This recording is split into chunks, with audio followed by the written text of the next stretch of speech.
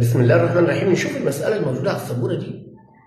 المسألة دي في منهج الصف الثالث منهج فلسطيني، وعندنا أيضا في الصف الثاني الثانوي. بس احنا حاليا بنخلي الأولاد يستعملوا معادلات الحركة. طب فيها إيه لما نخليهم يستعملوا الاشتقاق؟ لأن الاشتقاق عليه في الترم الثاني. كل الدول عندها بتستعمل اشتقاق على فكرة. معادلات الحركة خليها معانا برضه، وباخدها في الفيزياء، مش فيها أي مشكلة.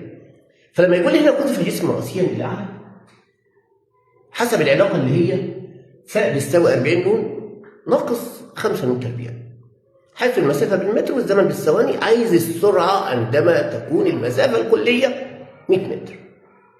طيب أنا مش هستعمل بقى معادلات حركة، أنا هشتغل كأنه منهج فلسطيني، وهينفع برضه المنهج بتاعنا لأنه موجود في المناهج العربية كلها بيستعملوا الاشتقاق.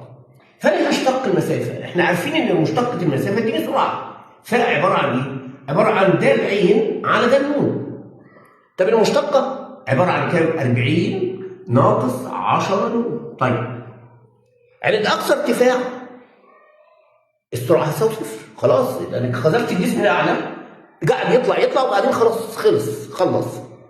في الحالة دي هناخد 40 ناقص 40 نون بتساوي صفر، يعني هتطلع النون 40 ناقص 10 نون بتساوي صفر، يعني هتطلع النون بتساوي 40 على 10 فيها 4 ثواني.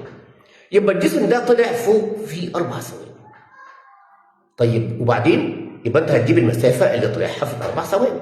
هروح اعوض بدون معادلات حركه، هروح اعوض عن النون باربعه هنا. يبقى هقول له فاء بتساوي 40 في 4 ناقص 5 في 4 تربيع 16، يعني 80. 160 ناقص 80 بتساوي 80 متر. يبقى زمن الصعود اللي طلعوا كان 80 متر، الجسم ده طلع في 80 متر كده.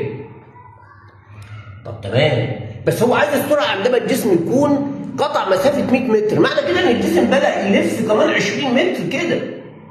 هو بدا عايز السرعه دي، لان ده بس الطب. طيب هو الجسم باقي له كام عشان يوصل لسطح الارض؟ مش تنسى دي 80، يبقى الحته دي 60. يبقى انا هساوي المسافه الاصليه بال 60 عشان اجيب برضو الزمن اللي هبط بيه هنا. يبقى في الحاله دي ما نعوض عن الفاء ب 60 يبقى 40 نون ناقص 5 نون تربيع بتساوي 60. نخليها معادله صفريه ونحللها، يعني 5 نون تربيع ناقص 40 نون ايوه زائد 60 بتساوي صفر. اقسم على الخمسه عشان ظبط التحليل، يبقى نون تربيع ناقص 8 نون زائد 12 بتساوي صفر. هتحللها هتطلع نون ناقص 2 ونون ناقص 6 بتساوي صفر، يعني اما النون بتساوي 2 ثانيه او النون بتساوي 6 ثانيه. طب يا مستر ناخد ال 2 ثانيه ولا 6 ثانيه؟ هو اذا كان هو طلع في 4 ثواني، يعني هو طلع في زمن الصعود كله 4، فمش معقول هناخد ال 2 ثانيه.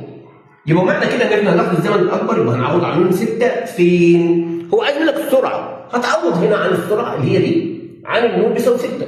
يبقى عين اللي هي السرعه اللي قطعها خلال ال 100 متر هتساوي 40 ناقص 10 في 6، هتطلع سالب 20 متر على الثانيه. يا مستر هو في سرعه بالسالب؟ لا، شيل الاشاره السالب وقول له لاسفل. ليه لاسفل؟ عشان انا خدت اتجاه الحركه وهو طالع موجب، يبقى وهو نازل هتبقى الاتجاه سالب، يبقى عين هتطلع سالب 20 متر على الثانيه. مفيش سرعه بالسالب ولكن دي الاتجاه، يبقى السرعه بتساوي 20 متر على الثانيه لاسفل. اشوفكم في فيديو اخر، واتمنى المستشارين يشوفوا النقط الحلوه دي.